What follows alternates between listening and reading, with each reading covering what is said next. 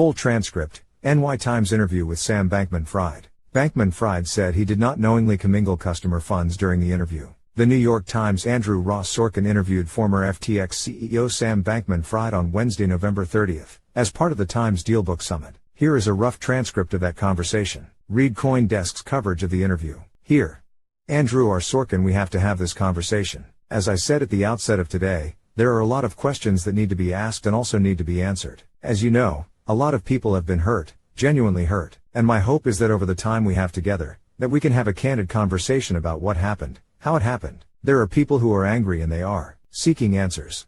I just want everybody in the audience to know that I've received thousands of letters and emails even the past couple days, from a lot of these people who feel like they're victims, and some of them have questioned whether we should have this conversation or whether we should have this interview. There are people who don't believe that this conversation should happen, and I just want to say that I think our job as journalists is to have those conversations, is to ask those questions and seek those answers on behalf of the public, and that is especially true right now. Sam, here's where I want to start this conversation, if we could. I think at this point, there are two ways to view what has happened at FTX, and I know we'll get into all of the details in a moment, but I'm just going to go very basic. There's a generous view, and the generous view is that you were a young man who made a series of terrible, very, very bad decisions. The less generous view is that you have committed a massive fraud, that this is a Ponzi scheme, manipulation of the system. I want to start there because I think that there's so many people that have that question, which is what is this and what did happen? Sam Bankman-Fried, yeah, thanks for having me. And at the end of the day, I was CEO of FTX, and that means whatever happened, whenever it happened,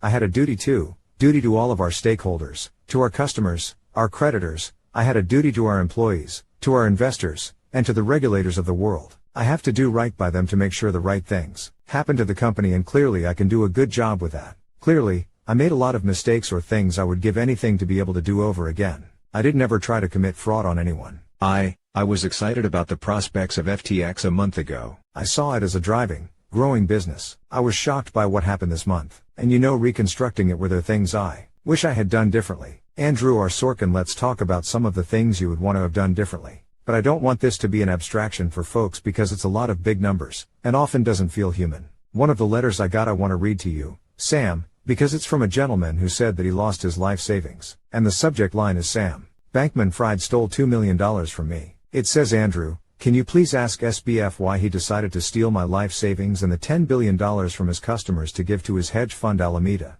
Can you ask him why his hedge fund was leveraging all of these S-coins? I'm gonna keep it polite for the kids. Please ask him if he thinks what happened was fraud. These are the kinds of letters that I've been getting repeatedly over the past several days. What do you tell this man? Sam Bankman-Fried, yeah, I'm deeply sorry about what happened. Seriously, for long and short of what happened. And I'll start by saying, just to make a distinction here, you will get the US platform, you lift the international platform. US platforms ES regulate platform with American users, to my knowledge that's fully solvent, that's fully funded, and I believe that withdrawals could be opened up today and everyone could be made whole from that none of these problems plague the US platform. Then you have the international platform for their non-US users, and by that, I mean, as the letter says, Alameda Research did have a long position. And the international platform, it's a margin trading platform, it's a derivatives platform, it's a platform where all the clients were, going on placing something as collateral and using that to put on a position, whether that's a futures position, a spot position,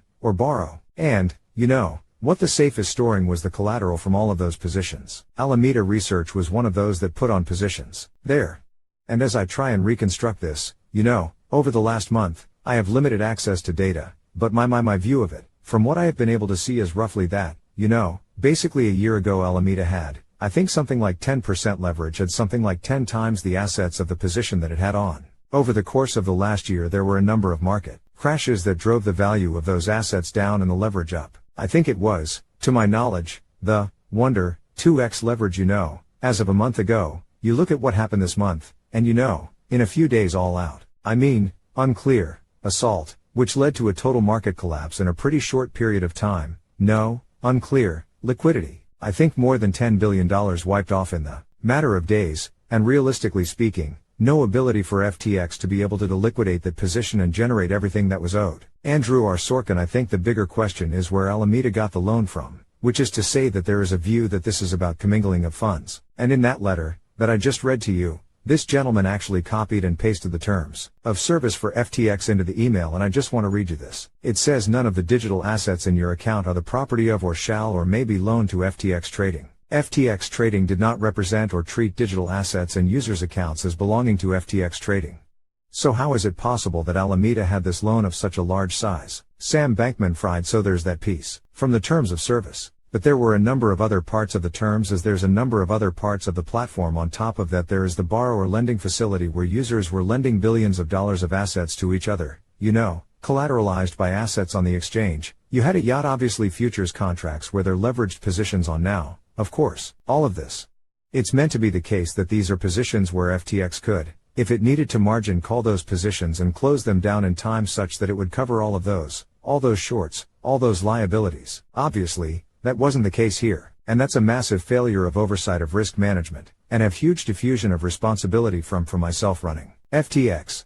Andrew R. Sorkin, let's get one thing straight. Was there commingling of funds? That's what it appears like. It appears like there's a genuine commingling of funds that are FTX customers that were not supposed to be commingled with your separate firm. Sam Bankman-Fried, I didn't knowingly commingle funds. And again, one piece of this, you have the margin trading, you have customers borrowing from each other. Alameda is one of those. I was frankly surprised by how big Alameda's position was, which points to another failure of oversight on my part, and a failure to appoint someone to be chiefly in charge of that. But I wasn't trying to commingle funds. Andrew R. Sorkin, well, let me ask you this. The Wall Street Journal reported that Carolyn Ellison told Alameda staffers Alameda used FTX client funds to cover loans that were being recalled because of the Luna-triggered credit crunch. Carolyn says that she, Sam and Gary, were aware of this. How do you square that with what you originally said over Twitter, that this was an $8 billion accounting mistake? Sam Bankman-Fried, so I'll point to two things. And first of all, obviously I don't know what anyone else is thinking here. I can only talk about it from what I know from what I do. And a lot of this is reconstructing it over the last month. I've limited access to data, but what it seems like happened is in the middle of the year, most of the borrower lending desks in this space blew out or closed down. And it seems like Alameda had, margin positions open with them. And that it likely moved a bunch of that over tax. Yes, this year when they shut down, and that means, I think it was over collateralized positions, but positions that involve substantial size and substantial US dollar size on the borrower side. In terms of the accounting mistake, again, looking through what happened, I think that there is a substantial discrepancy between what the financials were, what the audience financials were, the true financials, what the exchange understood. All of that was what result was consistent on versus what the dashboards that we had displayed for Alameda's account there, which substantially under-displayed the size of that position. And so that's one of the reasons I was surprised when we dug into everything at how big that position had become. Andrew R. Sorkin, but you would agree that there is a much more closely connected version of FTX International and Alameda than previously understood. Fair to say? Sam Bankman-Fried, yeah, given the size of the position, I think it was, if not an intention, it was in effect, tied together substantially more than I would have ever wanted it to be. Andrew R. Sorkin, so given the interview earlier this summer with Bloomberg, and you were asked about the connection between Alameda and FTX, and you said, that obviously can't be the same place because that's been started that way, and the same original people, but most of the remaining nexuses, you said, have dropped off. I know the people at Alameda decently well, almost as if you don't know what's happening there, and there isn't a large amount of ways that remain that we're actively working together. Anything like that. Alameda is a wholly separate entity. They're different offices, like different principal offices. We don't have any shared personnel. We're also not the same company. We not all are under the same corporate umbrella or anything like that. And yet it seems like Alameda people were living in the same penthouse where you may very well be right now all together. Sam Bankman-Fried, most of Alameda was not there. I don't live there now, but, not there now. I have not lived there from time to time. But, I did live with one or two members of Alameda for a little while. And also say that, as I was earlier this summer, looking at the relationship, and this is a pretty big mistake and oversight of mine. I was viewing it primarily from the trading volume perspective, because that's what drives our revenue. And so when I was looking at how intertwined are FTX and Alameda, I was looking at what fraction of trading volume, what fraction of liquidity on the platform did Alameda represent. That had fallen off from something like 45% in 2019 to something like 2% this year. But in terms of positions and balances, it was a much larger fraction. I hadn't been looking at that. That's a pretty big oversight. Andrew R. Sorkin, I think the question is whether you were supposed to have access to these accounts to begin with. If I worked at a bank and was a bank teller, and I decided to leave the bank, At the end of the evening at 10:02, the cash that I sent that we had access to, even if I intended to bring it back to the bank later, even with more money to give them back, I still stole the money. Sam Bankman-Fried. I wasn't running Alameda. I didn't know exactly what was going on. I didn't know the size of their position. A lot of these are things that I've learned over the last month that I learned as I was sort of frantically digging into this on November 6th, November 7th, November 8th, and obviously, that's a pretty big mistake. I marked that as a pretty big oversight that I wasn't more aware of. I think I was scared of. I was nervous because of the conflict of interest about being too involved. And obviously, that shouldn't have meant that I didn't have real oversight, or that they really shouldn't have meant that I failed to appoint anyone to be in charge of that oversight, that relationship. But I hadn't been running Alameda. I hadn't been thinking about its finances. I haven't been, making those decisions. But as CEO of FTX, it was still my duty to make sure I was doing diligence. I was a large owner of it. That is true. And I had a lot of exposure on that side. Andrew R. Sorkin, why hadn't you been focused on it? If in fact, that's actually where the profits were? Sam Bankman-Fried, well, I don't know that that's where I mean. I think Alameda had made trading profits over the last few years, but FTX had made profits as well. FTX had been a profitable growing business. And, that was more than a full-time job. I didn't have the bandwidth to run two companies at once. I have the, attention for it. And again, I was nervous about conflict of interest between those two, and so was pretty intentional about not being very involved in what was happening at all. Andrew R. Sorkin, when did the commingling of assets begin? Sam Bankman-Fried, so they didn't, lots of traders had open margin positions on FTX, where they would have borrows of assets where they would be short some asset against, against other assets as collateral. That being said, looking through this now, I think that position size for Alameda got substantially larger over the course of 2022, and that it was, substantially larger by October 2022, probably by July of 22 than it had been in April. Andrew R. Sorkin, it sounds like it's fair to say that there was always a connection between Alameda and FTX. It became not almost, but from the very, very beginning, and then it never really stopped. Sam Bankman-Fried, well, I think it had been, in some ways, reducing. When you scroll back to 2019, Alameda and FTX were very connected in a number of ways. One of these was that Alameda was the primary liquidity provider on FTX. It was 40-something% of volume. It was the backstop liquidity provider, and you scroll forward to 2022, it was down to 2% of volume. We had a lot of backstop liquidity providers, but we still had a big margin position on, and I was failing to pay nearly enough attention to positions and positional risk on the exchange, and to Alameda's in particular. And I also, frankly, made a mistake that I feel pretty embarrassed to have made. A lot of these are, but I substantially underestimated what the scale of market crash could look like, and what the speed of it could look like, and how poorly it would. Andrew R. Sorkin, which is it that just suggests that you were just hoping, perhaps hoping against hope, that this would all work out, and then nobody, therefore, would realize what this commingling was all about? Sam Bankman-Fried, so, it's not how I viewed it. And, in particular, again, most of the firms had margin positions. Most of the firm-type borrows on FTX. The problem here, this was too big, and I was surprised by it. Andrew R. Sorkin, it sounds like there were assets that may have been allowable to be loaned. But then there were assets that weren't allowable to be loaned? No? Sam Bankman-Fried, so I'm still looking into the details of some pieces of this. But I do think that in addition to what I've seen as sort of law of the standard borrows here, that we scroll back to 2018 or to 2019, I guess. FTX didn't have bank accounts. It didn't have any bank accounts globally. We were trying to get them. It took us a while. It took us a few years, and there are customers who wanted to wire money to FTX. And so I think in the meantime, some of them were wiring money to Alameda Research to get credited on FTX, and I think that was a substantial sum. And I think that the FTX's internal accounting didn't correctly, effectively try to debit Alameda for those funds, but it didn't happen in the primary account, and so it didn't happen.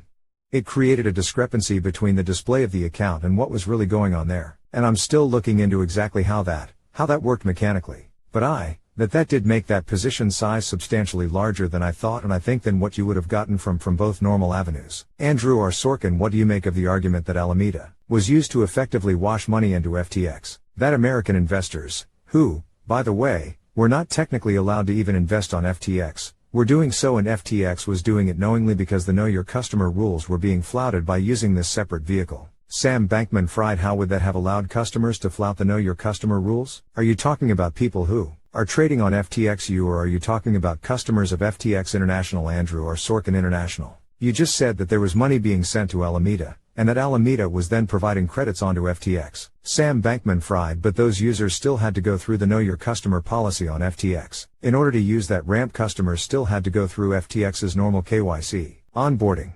Andrew R. Sorkin: so when do you think you knew there was a problem? Sam Bankman-Fried: the time that I really knew there was a problem was November 6th. November 6th was the date that the tweet about FTT came out. By late on November 6th, we were putting together all of the data, putting together all the information that obviously should have been put together way earlier, that obviously should have been part of the dashboards I was always looking at. And when we looked at that, there was a potential serious problem there, and Alameda's position was big on FTX. They had just taken a huge hit. They had taken huge hits over the course of the year, but that was a particularly large one and very abrupt, and we're seeing a run on the bank start, and that was leading to $4 billion a day of client withdrawals. At that point, we started calling prospective sources of financing, because I was nervous about what was going to happen there.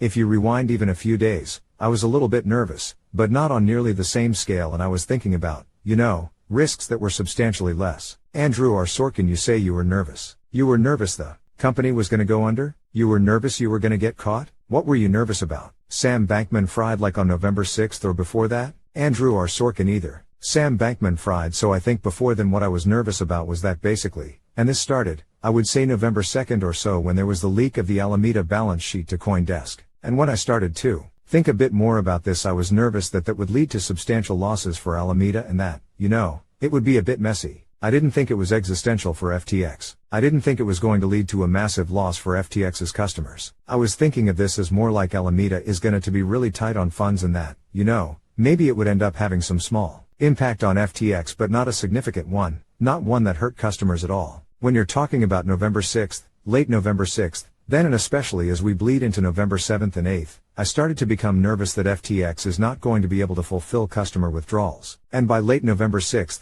I am very nervous about that. And I'm starting to think about, emergency scenarios, and I'm starting to think about, things might end quite badly here. And the core metric that I'm thinking of there is, will we be able to make sure all customers are whole? And, on November 5th, I was feeling quite good about that. On November 7th, I was feeling quite uneasy about that. Andrew R. Sorkin: we're going to go back in time for a moment. This summer you were described oftentimes as the J.P. Morgan of crypto, referencing the 1907 panic that he helped prevent. And you had purchased BlockFi, were making investments in Voyager and all sorts of other things. When you were doing that, at that time, how much of that was an effort to prop up the value of things like FTT, which was the token of FTX, knowing that if a company like BlockFi, which owed a ton of it, that if it collapsed, FTT would collapse, and, in large part, the collateral that you had for Alameda would collapse? Sam Bankman-Fried: so I don't think any of the borrow lending desks, to my knowledge, owned a lot of FTT. I think a lot of them may have been taking it as collateral. I don't think they owned it though, or were gonna sell it. And I think that most of them ended up closing down effectively all of their lines with Alameda one way or another. And so at that point, I think that was close to a sunk cost, and so I wasn't viewing it as having any impact on FTT in particular. I did view it as important for the industry's health. I did view it as a thing where I wanted to try to keep the industry stable, but I don't think it had any really large FTT specific impact. Andrew R. Sorkin: you didn't think it would have had any impact on Alameda or FTX if, for example, BlockFi were to have failed? Sam Bankman-Fried: I don't think it would have had a large direct impact, and the reason I say that is that I believe that Alameda ended up returning the vast majority of its open borrows of its margin positions with the borrower lending desks in the middle of this year anyway. And so at that point, there wasn't that much left to save from that. At that point, I think the bigger thing was just not wanting the industry to implode. Andrew R. Sorkin: let's talk about collateral. Because I think this entire experience has been a revelation for a lot of people about what might be collateral. And clearly you were using FTT and Solana and other tokens as collateral, and part of that required you to mark them in a specific way, a value to them. Do you think that you were marking them properly? Sam Bankman-Fried: I don't think I was marking them the way I wish I had from a risk perspective. And I want to differentiate here, like expected value or there's worth or something like that from security. And, I think that I don't have any strong statements to make about, what value they're assigned from sort of like an upside perspective or even a median case perspective. But clearly, I was not nearly cautious at all, from a downside perspective, from the extreme downside perspective. And, I can tell you, in my head, I was looking at a 30% down move over a 3-day period as a sort of extreme tail case event that we'd seen once before, and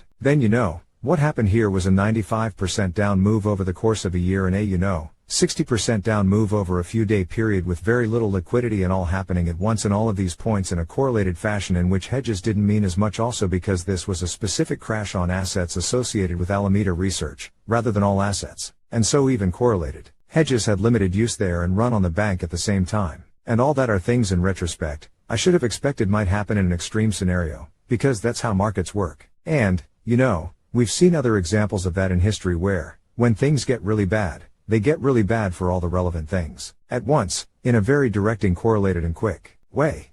Andrew R. Sorkin, I want to go to the BlockFi acquisition for a moment. How much money do you think Alameda? I'd say that they had a lot of FTT, but that Alameda had borrowed from BlockFi at the time of the bailout. Sam Bankman-Fried, I honestly don't know, but I would have guessed like 100 million, maybe, couple hundred million, but I honestly don't know the answer and I wasn't paying detailed attention.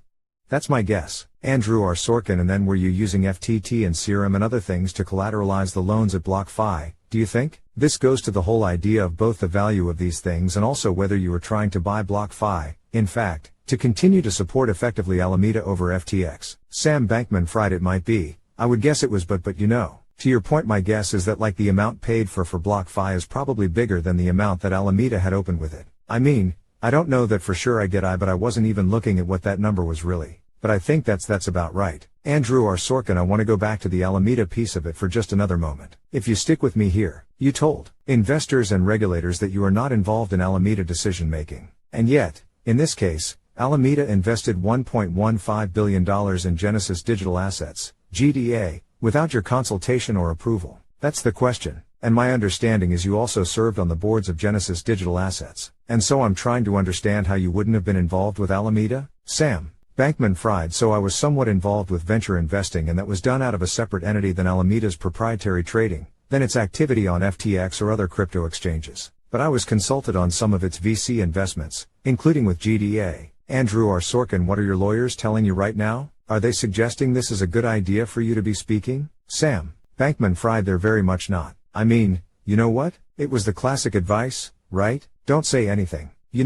Recede into a hole. And I certainly am. And it's not who I want to be. I don't have a duty to talk to people. I have a duty to explain what happened. And I think I have a duty to do everything I can to try and do what's right. Is there anything I can do to try and help customers out here? And I don't see what good is accomplished by me sitting locked in a room pretending the outside world doesn't exist. Andrew R. Sorkin, you're in the Bahamas right now. Are you in the Bahamas because you think you can't leave? Sam Bankman-Fried, I'm in the Bahamas. I have been in the Bahamas for the last year, and I've been running FTX from the Bahamas. I've been running FTX Digital Market, our primary operating entity down here, with the Bahamian regulators and others in contact, and right now, I'm looking to be helpful anywhere I can with any of the global entities that would want my help. Andrew R. Sorkin, do you think you could come to the United States or go elsewhere? Sam Bankman-Fried, to my knowledge I could. Andrew R. Sorkin, have you thought about doing that? Sam Bankman-Fried, I thought about it, and I've seen a lot of all these, unclear, that they've been happening. I would not be surprised if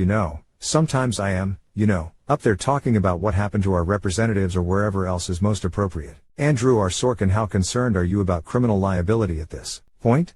Sam Bankman-Fried, so I don't think that obviously, I don't personally think that I have, but I think the real answer is it's not. Sounds weird to say, but I think the real answer is that's not what I'm focusing on. There's going to be time and a place for me to sort of think about myself in my own future, but I don't think this is right now.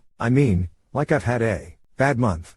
This is not that's not what matters. What matters here is the millions of customers. What matters here is all the stakeholders in FTX who got hurt. I'm trying to do everything I can to help them out, and as long as that's the case, I don't think that, what happens to me is the important part of that. And I don't think that's what it makes sense for me to be focusing on.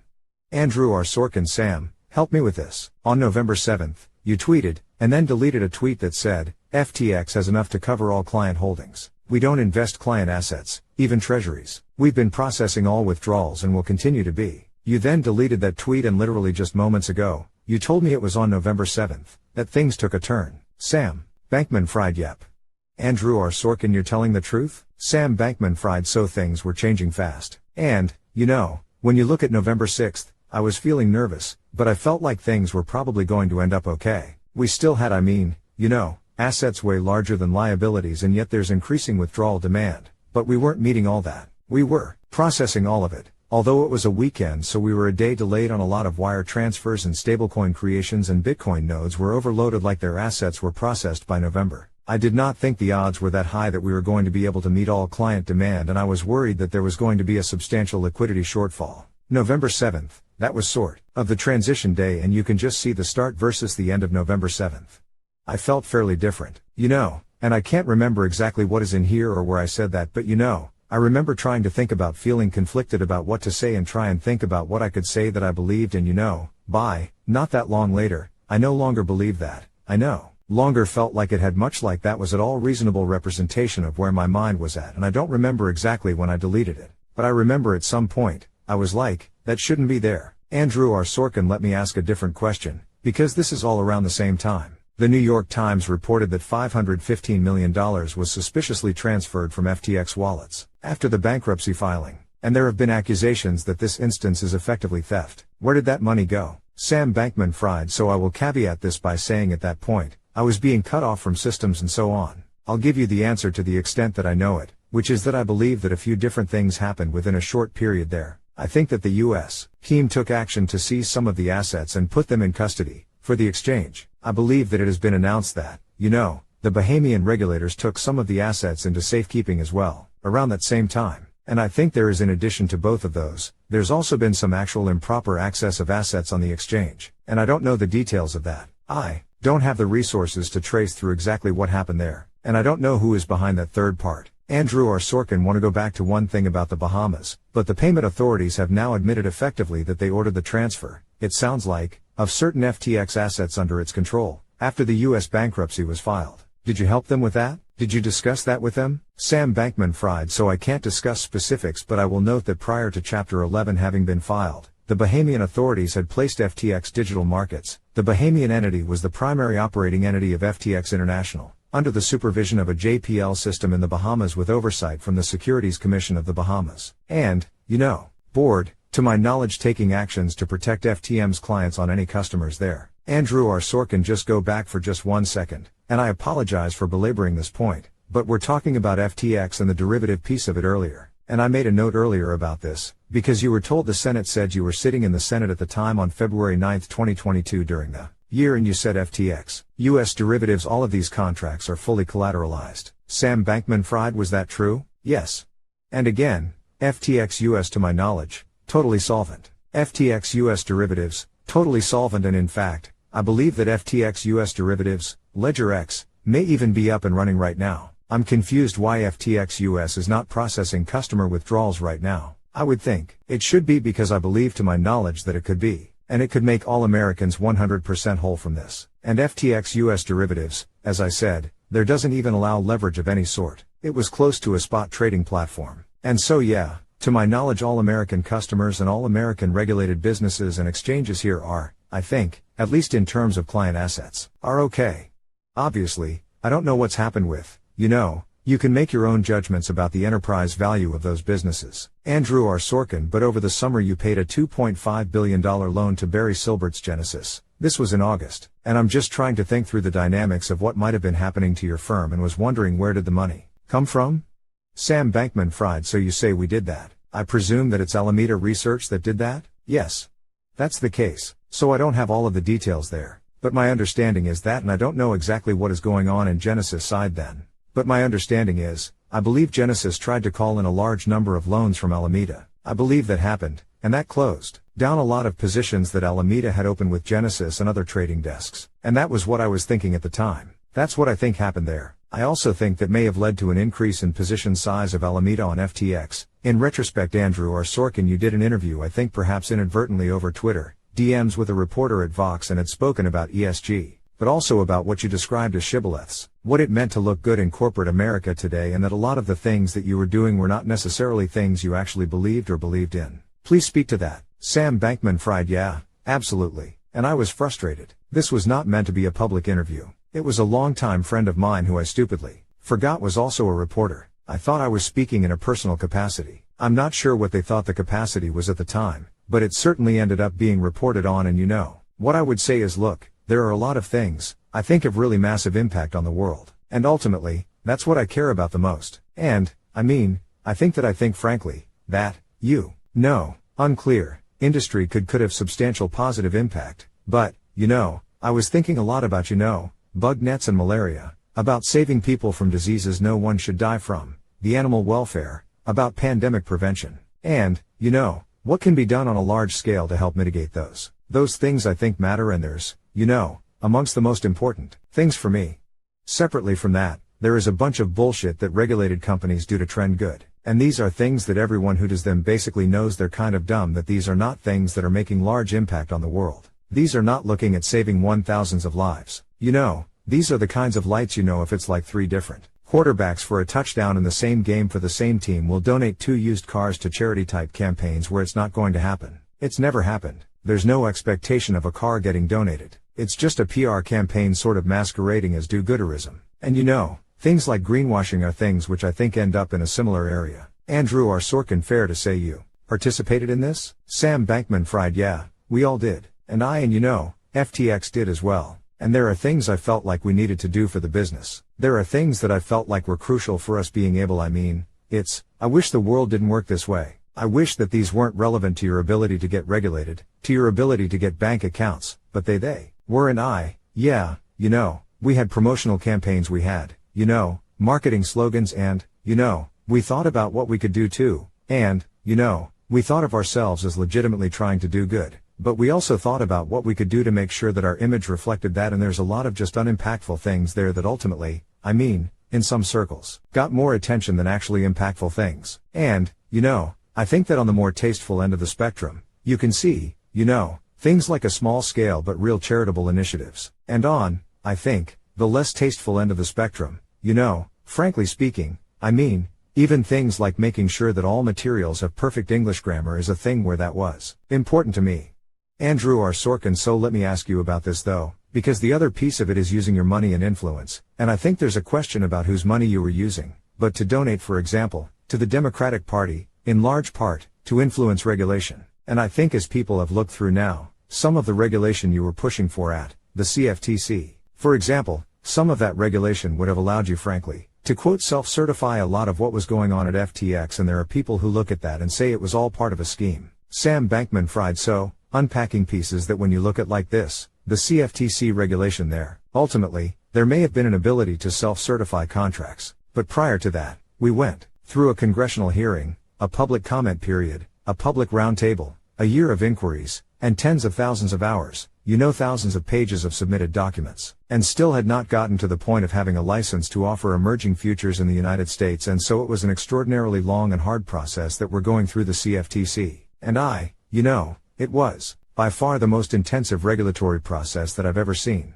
Andrew R. Sorkin, can you speak to the lobbying piece of it though, and the donations piece of it? Because I think that's become part of the story as to whether you effectively were influencing lawmakers to do your bidding, and given the state of your current company, questions about whether that should be the case. Sam Bankman-Fried, so lawmakers were not ruling on FTX. FTX didn't have an application before Congress for anything. My donations were mostly for pandemic prevention. And they were looking at primary elections where there were candidates who were outspoken in favor of doing things now to prevent the next pandemic. That was the primary thing that I was supporting with those contributions. And, it was on both sides of the aisle, primarily operating both primaries, because I wasn't doing it as a person exercising or not, this was not looking at donating to one party to beat the other one in the general elections here. Is not only was it on both sides, but even within each side, it was between 2 candidates in the same party, and you're looking at pandemic policy. Andrew R. Sorkin, where did the money come from for those donations? Sam Bankman-Fried, so basically profits. It was substantially smaller than the amount of trading profits that Alameda had made over the prior few years. Andrew R. Sorkin, related to this, you had a meeting with Gary Gensler, you also met with the folks at the CFTC. Do you think you needed to buy your way into those meetings? Sam Bankman-Fried, I don't think I need to buy my way into them. I do think it was harder than I would have thought it would be to get to the point of being even able to have meetings with some regulators. And I spent hundreds of hours, probably thousands of hours in DC, trying to get to the point where I could even have meetings with some of the relevant regulators. But that wasn't a money thing. And there's no donations to Gary Gensler. He doesn't even have a campaign to donate to in the first place. That was like elbow grease. That was just asking again and again and again to have meetings with relevant regulators, and submitting hundreds and thousands of pages of documents. Andrew R. Sorkin, you also made big investments in number of media companies, and I think that's raised a lot of questions about whether you were trying to buy influence. Can you speak to that? Sam Bankman-Fried, I mean, media matters a lot and I want support good media ventures. That was the whole thesis there. And I don't have governance over any of these. I wasn't looking for governance over them. I was looking to support journalists doing great work because I think what they do is really important and I think that there needs to be critical eye on stories. I'm certainly seeing being on the getting the brunt of a lot of that right now. And frankly, I think it's healthy for the world that there is real investigative journalism. Andrew R. Sorkin, your parents are law professors. What did you tell them when all of this happened? Sam Bankman-Fried, I mean, I don't remember exactly when I reached out to them, but, I think I called them up and said, hey, guys, I think there might be a problem like things. Alameda's position might be imploding here and there might be liquidity issues. And I'll tell you more when I know more. That's my guess about roughly what I said, but honestly that week so much happened. It's a little bit of a blur to me exactly what was said. Andrew R. Sorkin, and what are they telling you now? Sam Bankman-Fried, and look, it's been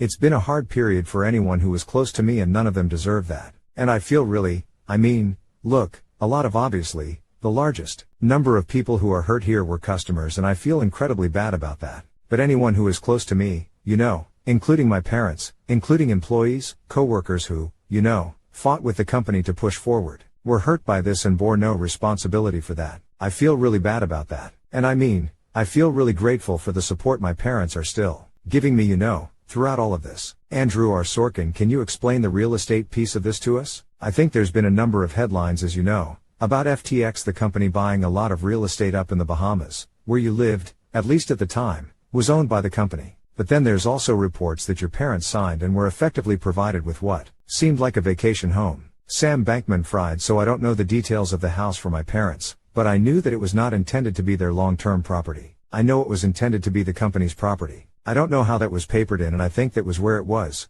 it will end up. I think they may have stayed there while working with the company sometime over the last year.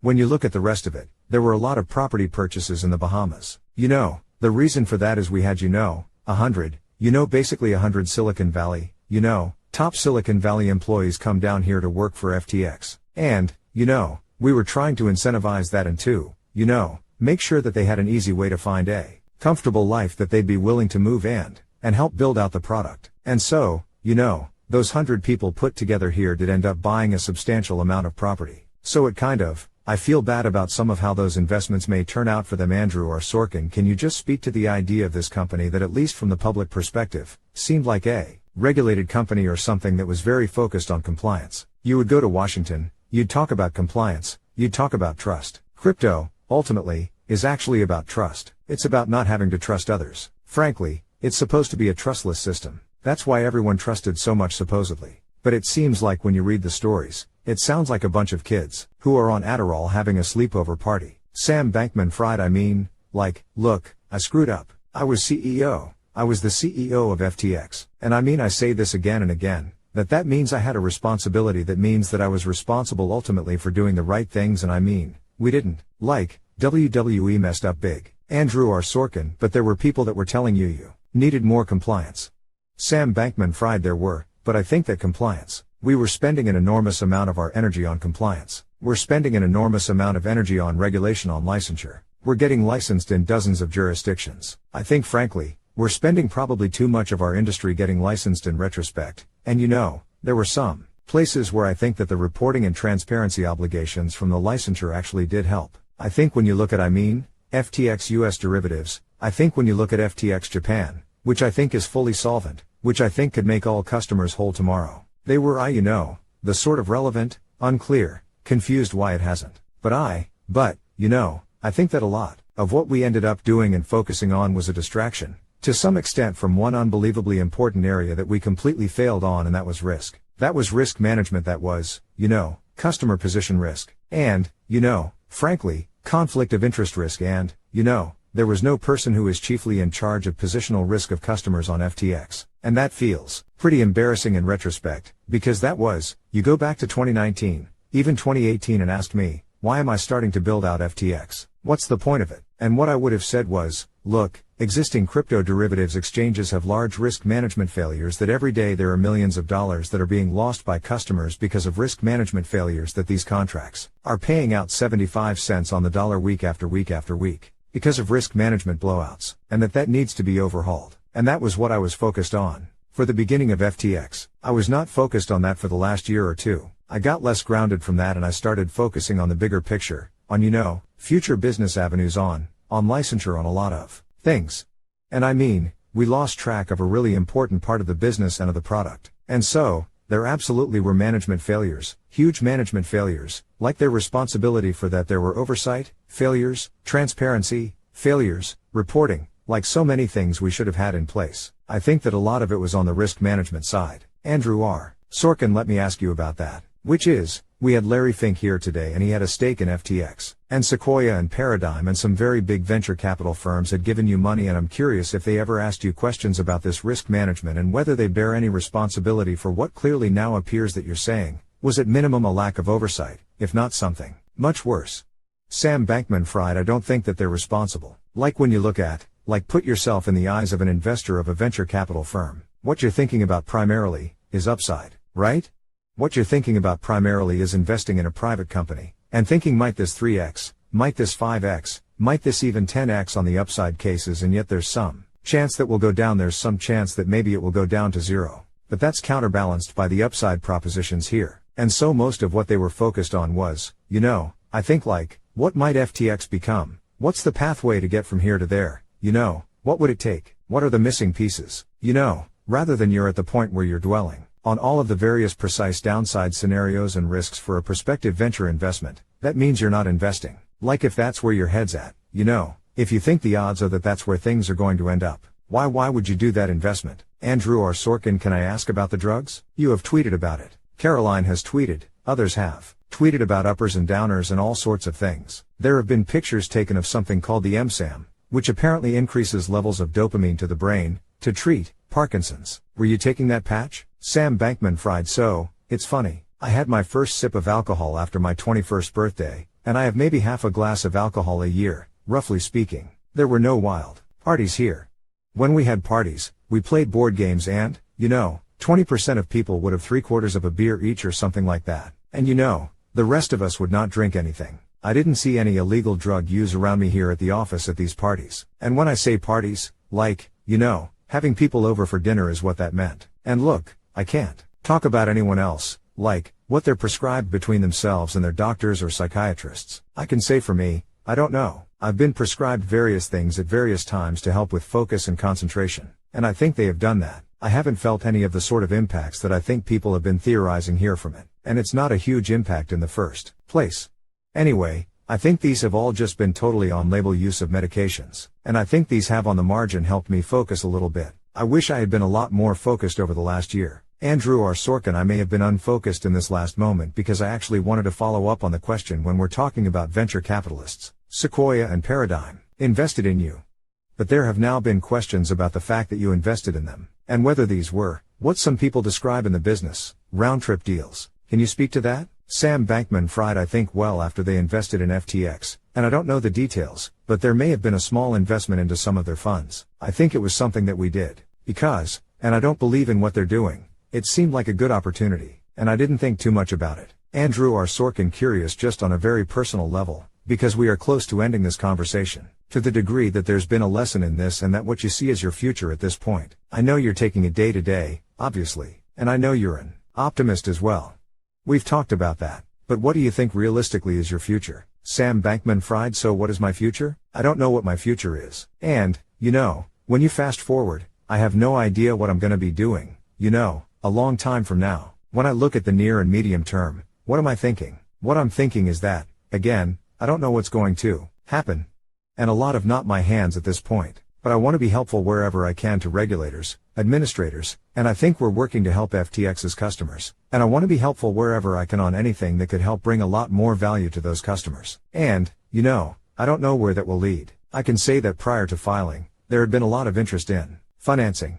A lot of fairly strong interest, many billions of dollars worth. I can't make any promises about anything, But I would have thought that there would be a chance for a pathway forward here that would bring more value to customers than what would happen if you just sort of sold everything else for scraps. And I don't have confidence. I can't promise you and I can't promise anyone anything there, and it's not really in my hands to a large extent. But I would think that it would make sense to be exploring that, because I think there's a chance that customers could end up a lot more whole, I don't know, maybe even fully whole, if there was a really strong, concerted effort. Andrew R. Sorkin. And how would that happen? Sam Bankman-Fried. So, there have been examples of this before in crypto history where that happened. Obviously, you can look at what happened with Bitfinex back a number of years ago where it got hacked and then ended up making, over a few year period, customers whole. There are a lot of assets that are on hand here, although many of them are not liquid. They were worth quite a bit more than the new liabilities a month ago, even, a lot of them a year ago.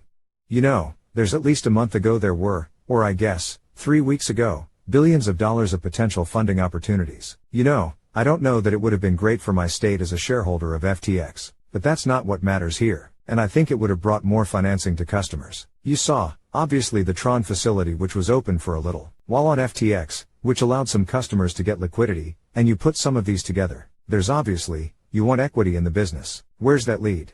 I don't know exactly, and again, it's not going to be my decision to make at the end of the day, but I think there's a shot for real value. Andrew R. Sorkin. Sam, we're gonna have to wrap up. And a couple of quick other questions. One is, given what you know about compliance, or the lack of it in this business, in this industry, I think there are a lot of people who are holding crypto today, perhaps on exchanges like Binance and other places. What should they think, given what you do know and to the extent that you can tell us the truth about what you know? Sam Bankman-Fried. What should they think? And I presume you're asking, what should they think about the safety of their assets going forward? Andrew R. Sorkin. Correct. Sam Bankman-Fried. Yeah. So, look, I obviously don't know exactly what's going on at other exchanges. I can tell you what I would think as a customer, you know, if I were a customer here, which is, look for the things that I wish FTX had been able to supply, things like proof of reserves is helpful. Look for as rigorous of that as you can. Look for regulatory reporting, right? You look at what FTX had in place in Japan. You look at what FTX US derivatives had with frequent reporting to regulators of exactly what customer assets, balances, liabilities, distributions are. Andrew R. Sorkin. What about the governance piece? What about the governance piece? Because one of the things we have not talked about is you had no board and you had no CFO, and that should have been a red flag, frankly, for all of us. Sam Bankman-Fried. So interestingly, in some ways, we had too many boards. We had feed cuts. Andrew R. Sorkin. Oh, goodness. Hopefully we're gonna get him back in just a moment, if we can. Thank you for indulging us. We are almost finished with this interview.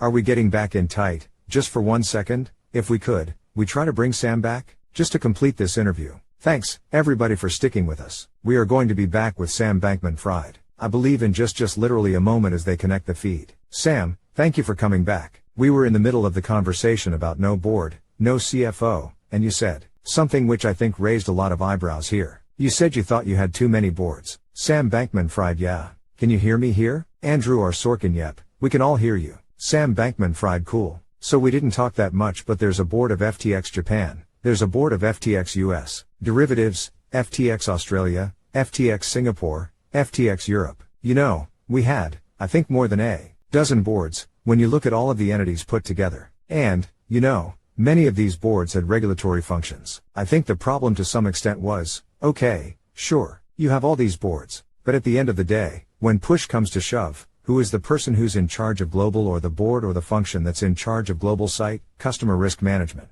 Like, you know, there's a diffusion of responsibility to some extent on that front. And, you know, there needed to be, I think, a single or a small set of entities, whether a board, people of responsible parties that were sitting there saying, I feel responsible for what happens on FTX. And, you know, we had actually audited financials. From the FTX finances perspective, we had infrastructure, but from the customer risk and finances perspective, much less. Andrew R. Sorkin. Sam, how much money do you have left at this point? Sam Bankman-Fried. I mean, to my knowledge, close to nothing. I mean, everything was just in the companies. I mean, it's no, I don't have any hidden funds here. Everything I have, I'm disclosing, and you know, I'm down to, I have one working credit card left. I think it might be $100,000 or something like that in that bank account. And, I mean, everything that I had, even all the loans I had were, you know, those are all things I was reinvesting in the businesses. I put everything I had into FTX. Andrew R. Sorkin. Let me ask you 2 final questions. Were you truthful with us today? Sam Bankman-Fried, I was as truthful as I'm knowledgeable too. B. There's some things I wish I knew about more. But yes, I was.